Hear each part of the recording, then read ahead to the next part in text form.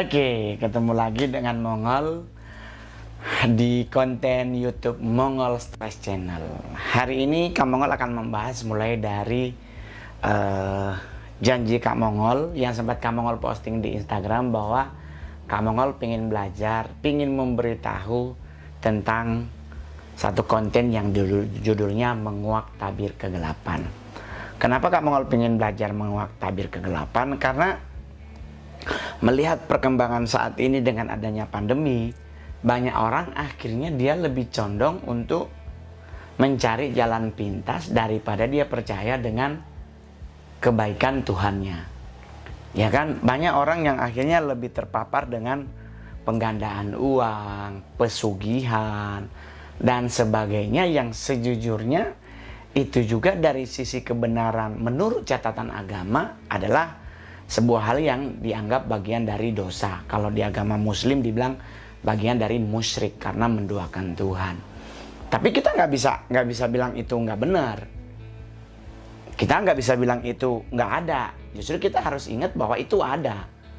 Dan kita bisa lihat setiap hari, bahkan dalam SMS yang masuk ke handphone, bahkan ada yang menawarkan penggandaan uang. Yang saya Mongol pernah dapat, dan Mongol SMS balik orangnya. Kamu Mongol bilang, mendingan lu dulu gandain uangmu, ngapain gandain uang orang? Ya dong, lu bantu diri sendiri dulu, jangan ngebantu orang lain terus lu orang lain lu bantu terus lu mintain duitnya 2-3% dari itu buat lu. Itu kan gak fair namanya. Nah, cuman hari ini Kamu akan membahas dari sisi tertentu, dan tapi Kamu bahagia banget Kamu sekarang pakai cincin baru. Ini pemberian dari Brother Sek Martin, cakep banget, dari Brother Martin J. Mayer. Ini batunya adalah batu kecubung dengan ada sertifikat labnya. Jadi Kamu terlihat lebih cakep ya kan, Cik.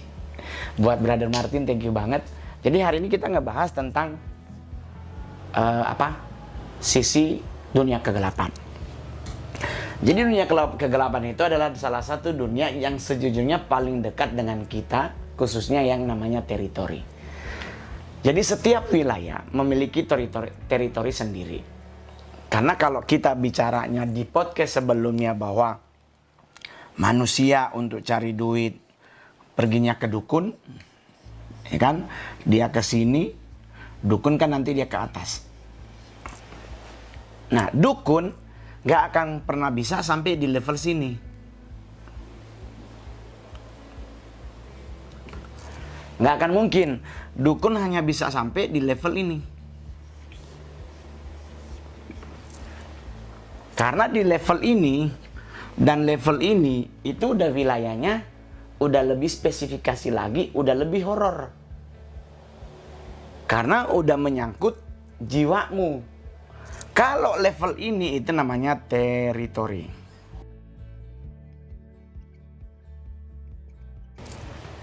Teritori spirit adalah wilayah yang kalau kita boleh tahu berhubungan tentang cerita ataupun mitos yang dipercaya oleh masyarakat, dan justru kepercayaan itu akhirnya menjadi semacam sebuah kebenaran. Ya kan, banyak dong, ya kan. Kita di sini pasti mengenal teritori buat pingin kaya, ya kan. Konon kabarnya kita harus ke seorang perempuan cantik yang dari ular, namanya Nyi Blorong gitu-gitu. Nah kan kalau dari sisi agama Kristen maupun agama Islam itu kan bagian dari musyrik. Karena kalau lu mau pingin kaya, harusnya kan lu jangan ke wilayah ini. Nggak boleh ke wilayah ini. Karena mereka ini sejujurnya, sisi ini namanya adalah sisi calo. Jadi mereka ini calo. Karena kalau lu bisa nyampe ke sini, makanya lu pingin kaya nih, lu akhirnya ke teritori spirit. Teritori spirit memberi, pasti ada yang namanya permintaan.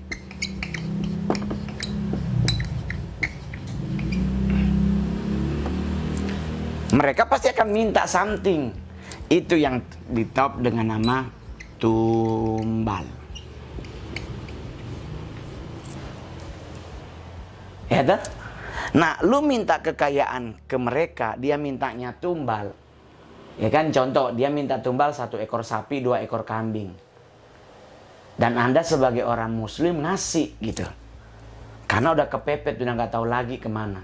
Tapi giliran ada acara, ada Idul Adha, lu nggak nyumbang sebagai hewan kurban.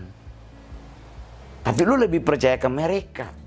Justru kalau dengan lu menyumbang kepada masjid dalam rangka Hari Raya Idul Adha, coy, itu adalah sebuah kebanggaan diri bahwa lu mampu memberi, mampu bersedekah, dan lu harusnya percaya bahwa big bossnya kita pasti akan memberi berkah lebih daripada itu. Karena itu nggak minta tumbal. Kalau 3 ini, alur ini, dia mintanya tumbal. Kalau dia minta tumbal berbentuk binatang, sapi, kambing. Kalau dia berbentuk manusia, lu mau mengorbankan anak lu yang dalam kandungan istrimu? Atau lu menjanjikan nanti kalau istri lu hamil terus lu kasih buat mereka? Jangan dong. Itu kan berarti sebuah kebodohan sejujurnya kalau dalam kata kasarnya tuh. Jadi kalau teritorinya ini dia minta tumbal, di sini kan ini alur atas ya. Ini nggak pakai tumbal seperti yang di bawah. Ini nggak pakai, ini pakai tumbal, ini nggak ada. Tapi ini dia mintanya adalah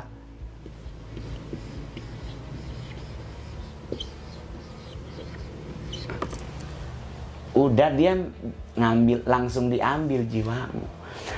Kenapa lu kalau sampai ke sini? Ini kan sisi namanya satanik. Ini sisi demon.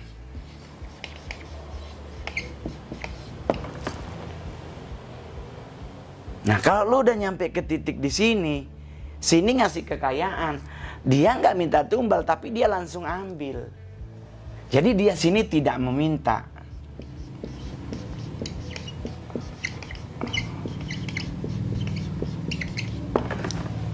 Dia nggak minta, tapi dia langsung mengambil. Kenapa dia mengambil? Karena kalau sampai lu ke sini, berarti lu udah tahu lu harus mempersembahkan jiwamu kepada mereka. Kalau itu terjadi, ya sudah, berarti engkau sudah menjual dirimu kepada kesesatan. Kalau di sini, di alur ini, dia masih pakai sistem calo. Ini kan cuman perantara yang memberikan yang ini. Yang titik satanik atau titik demonik. Ini hanya calo. Lu minta 10 miliar, yang dikasih paling cuma 1 miliar. Tapi kalau di sini lu minta 10M, 100M, dikasih 100M. Tetapi jiwamu pasti tidak akan selamat. Jadi solusi yang paling gampang adalah, ya paling benar kerja.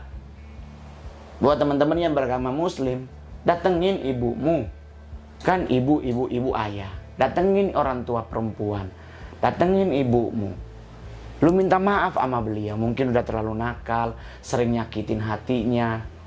Ya kan? Terus baru lu minta, "Mah, Umi, Ibu, ya kan Bunda, aku mau kerja bener.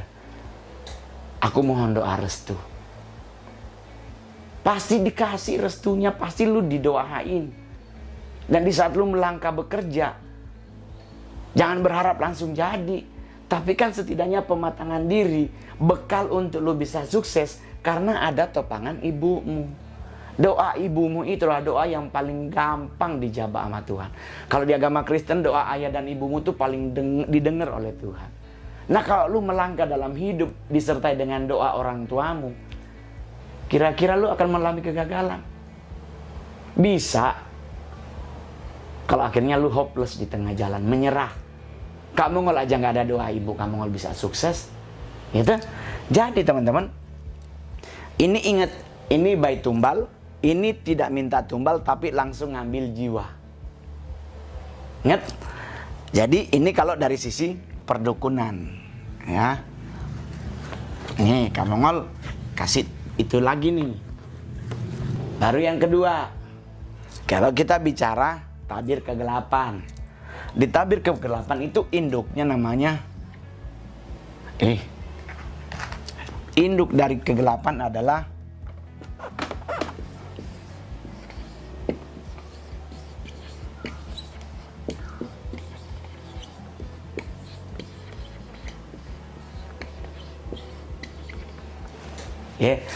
Prince of the Darkness.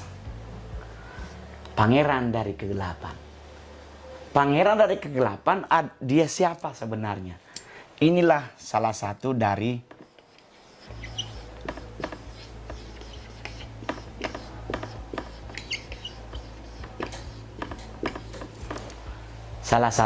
the Dark Angel.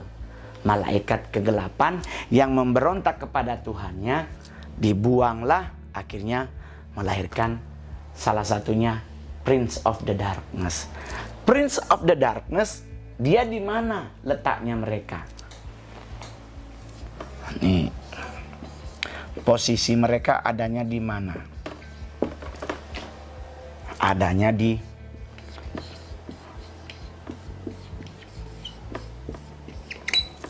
neraka dengan gelar satu-satu.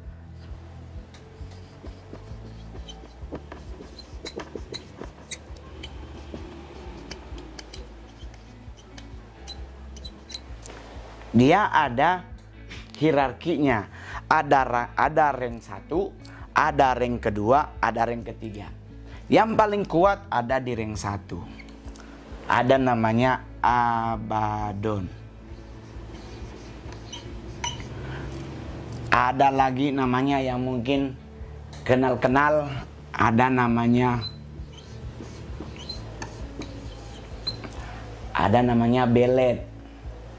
Yaitu rang 2, ada namanya Fasago. Ada rank 3 namanya, nggak usah dikasih tahu. Karena kalau kita mau belajar ini, kita akan lupa belajar tentang agama, tentang kebaikan Tuhan. Kita akan lupa bahwa ternyata dari semua ini, yang paling berkuasa kan Allah, yang paling berkuasa kan Tuhan. Mereka memberi apa? Orang mereka udah diusir dari surga kok. Jadi kita nggak harus terlalu mempercayai tentang manuver ini, karena posisi mereka adanya di neraka. Nah kalau kita ngambilnya lebih percaya mereka, berarti kita kesini ending hidup kita.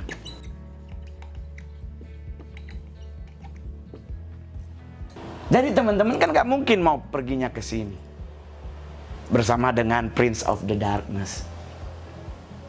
Iya dong. Jadi kalau mau dibicarain tentang menguak kabir kegelapan bosnya ini. Tapi nanti dia posisinya ada di neraka. Gitu? Bos ini adalah para Prince of Hell-nya. Nah. Jadi nggak boleh ya kita pelajari tentang kebaikan Tuhan. Ini kan atmosfer udara. Ini bumi. Itu terserah bagaimana pulau di mana gitu kan. Ini kan bawah.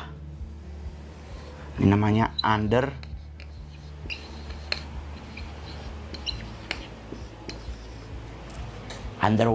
Apa bahasa Inggrisnya ya? Pokoknya di bawah gitu. Ini kan di atas. Di atas ini kan ada hierarkinya. Sini teritori, spirit. Di atas lagi demons. Toh, di atasnya lagi satanik.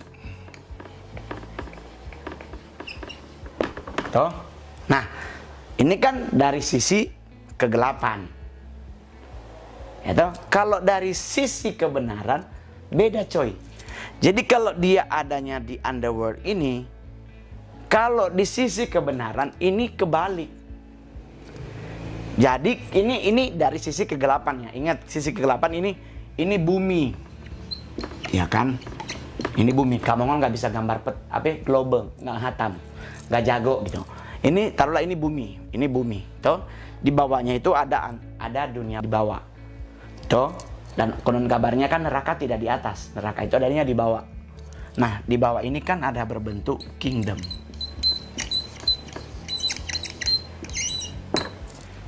Sama dengan kalau cerita Hades. Kalau suka nonton Perseus, nonton film-film tentang Zeus, Hercules, gitu kan? Kan penguasanya ada 3.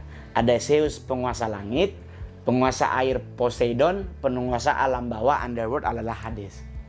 Nah, ini adalah tempat orang yang mainnya di sini.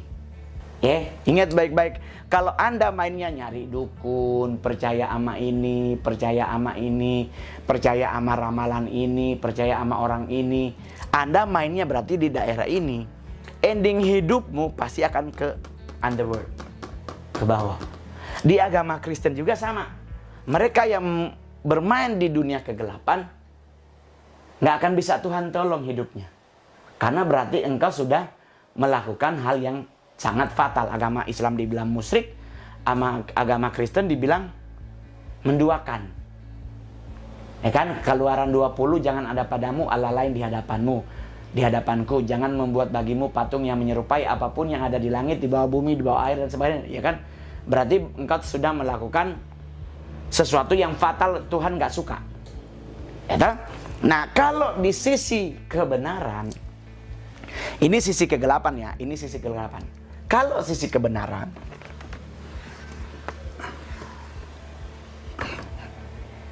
ini bumi nih, kamu mau pindahin ya. Ini bumi. Ya. Pulau Indonesia begini, Amerika begini, Cina begini, terserah bagaimana gitu. Kalau dalam sisi kebenaran, hierarkinya berubah.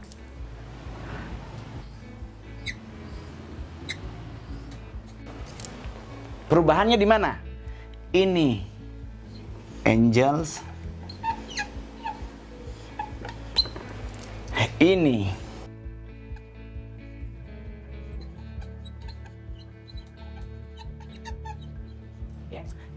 ini. Oh, kebalik. Tunggu. Ini ordo 4 dan 5. Ini ordo 1 dan 3. Ingat, sisi kebenaran. Ini sisi kebenaran. Sisi kebenaran adalah sisi yang bumi. Ini bumi ya. Ini bumi. Dijagain oleh para malaikat. Tuh, dijaga oleh para malaikat Tuhan. Jadi bumi dijaga oleh malaikat Tuhan. Di satu sisi ada sisi kegelapan yang ini. Jadi pertempuran antara kebenaran dan kegelapan, mana yang menguasai bumi, itu tergantung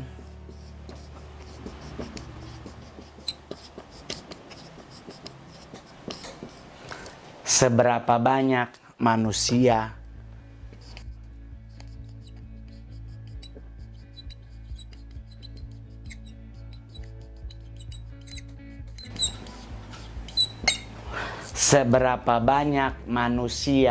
yang masih percaya Tuhannya. Jadi pertempuran dua kekuatan kegelapan bersama kebenaran menguasai bumi tergantung seberapa banyak orang yang percaya kepada Tuhannya. Kalau orang yang percaya kepada Tuhannya sedikit, berarti kegelapan yang menguasai bumi. Tetapi kalau kebenaran yang masih ada banyak orang yang percaya kepada Tuhannya, kebenaran yang akan menguasai bumi, dengan kita akan dijaga oleh para malaikat. Nah, di episode kedua, kamu akan bahas malaikat mana aja yang menjaga bumi. Dari sisi kebenaran, malaikat siapa aja yang menguasai kegelapan di tingkat 3 ini, kita ketemu di part 2. Oke coy? Ini ada 3 lingkaran jaga bumi, tapi ada 3 tingkatan kegelapan juga sedang bertempur mencari bisa menguasai bumi. Ye, jadi kebenaran dan kegelapan akan bertempur menguasai bumi. Tergantung masih adakah orang yang percaya kepada Tuhannya. Jadi buat engkau yang beragama, tetap percaya sama Tuhan. Tetap percaya sama Tuhan. Jangan lupa bangun pagi, doa pagi buat yang beragama Kristen. Gitu. Buat yang beragama Muslim, jangan lupa jalankan ibadah sholatmu. Iya kan? Perbaharui diri kita masing-masing, berpikir positif, percayalah tepat pada waktunya, pasti Tuhan akan menolong hidup kita. Oke, jangan lupa di subscribe, like, comment, share, dan lonceng. Kita akan ketemu di part 2 tentang membahas siapakah yang ada di sisi kegelapan dan siapa yang ada di sisi kebenaran. Sekali lagi buat Brother Sam yang udah ngasih cincin buat Mongol, thank you banget. Terima kasih. God bless you all. Bye-bye.